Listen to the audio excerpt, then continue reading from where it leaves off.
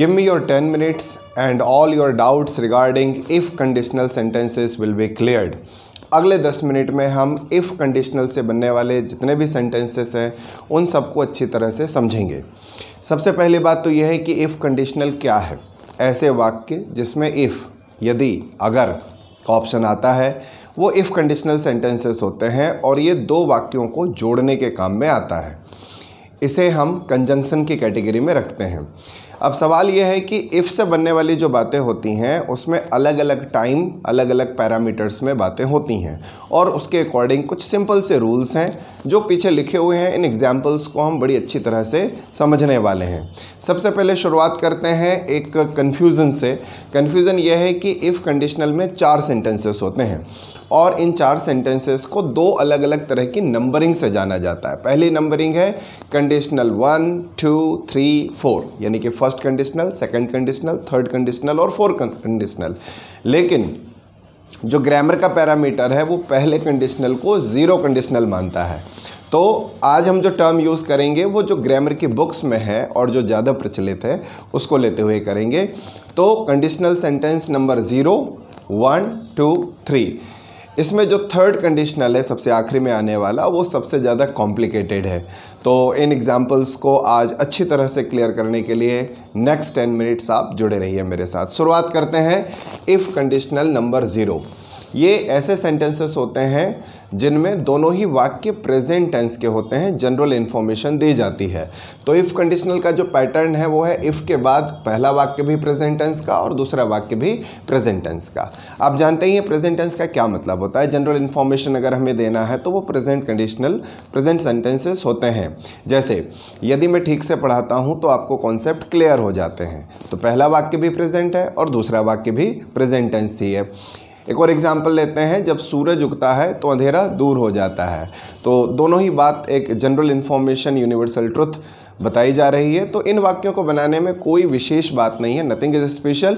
अगर आपको टेंसेस की बेसिक जानकारी है तो ये सेंटेंस आप बड़ी आसानी से बना सकते हैं। इस एग्जाम्पल्स को देखते हैं। यहाँ पर जो लिखा हुआ है, यदि वह दौड़ता है तो वह हाँफने लगता है। हाँफने को इंग्लिश में बोलते हैं PANT, पैंट।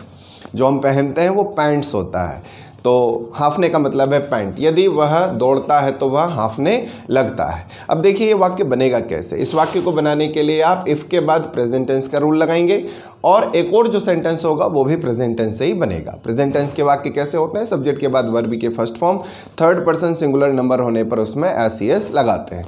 तो एग्जाम्पल यहाँ पर क्या है? यदि वह दौड़ता है, if he runs he starts painting.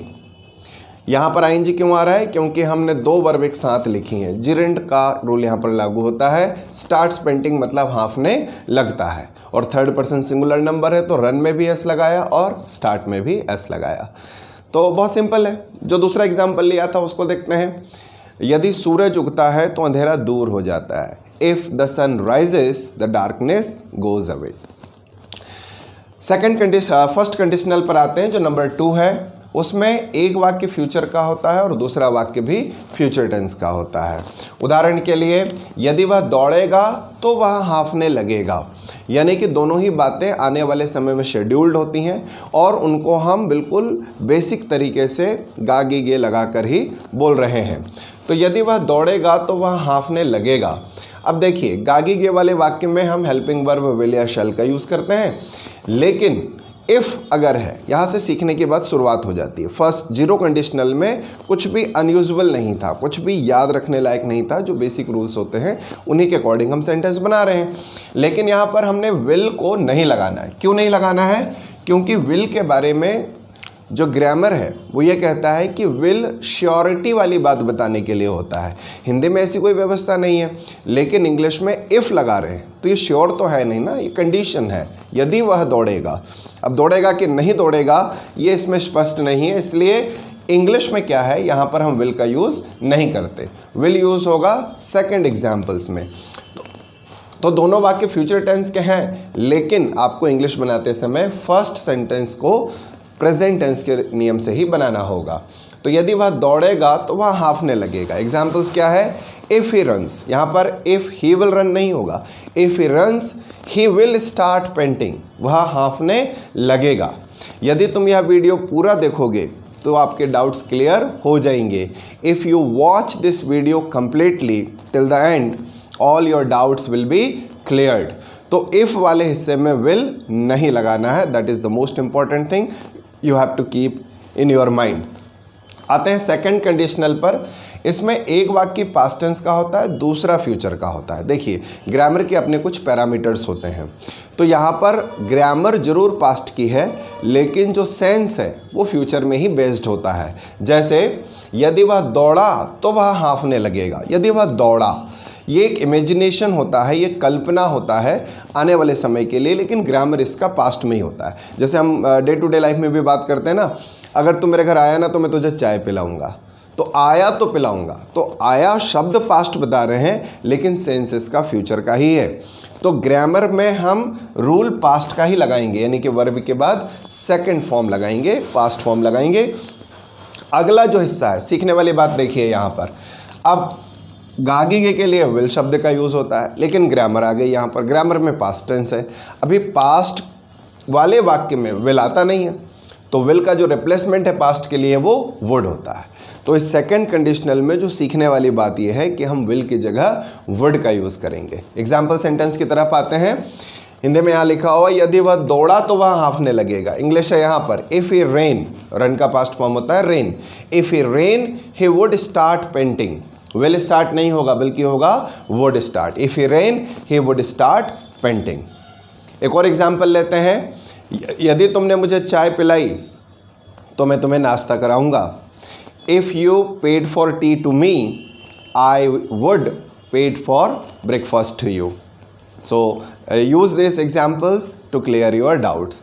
अब आते हैं सबसे ट्रिकी एग्जाम्पल की तरफ, जो है इफ़ कंडीशनल नंबर 3। ट्रिकी क्यों बोल रहा है? क्योंकि इसमें दोनों ही बातें हाइपोथेटिकल सिचुएशन में होती हैं। हाइपोथेटिकल का मतलब होता है इमेजिनरी, काल्पनिक, कुछ भी हुआ नहीं है भाई साहब। मैं इसे ऐसे समझाता हूँ कि अगर आपके पास दो ऐसे सेंटेंस हैं जिनके आखिरी में ता, ती, ते आ रहा है। अगर तुम आते तो हम मुलाकात करते। यदि आप यह वीडियो पूरा देखते तो एग्जाम्पल्स आपकी समझ में आते। तो दो ऐसी बातें जो पास्ट में हुई ही नहीं हैं, लेकिन हम उनके होने का इमेजिनेशन करते हैं, और इसको बनाते समय ध्यान रखिए क्या रूल होगा।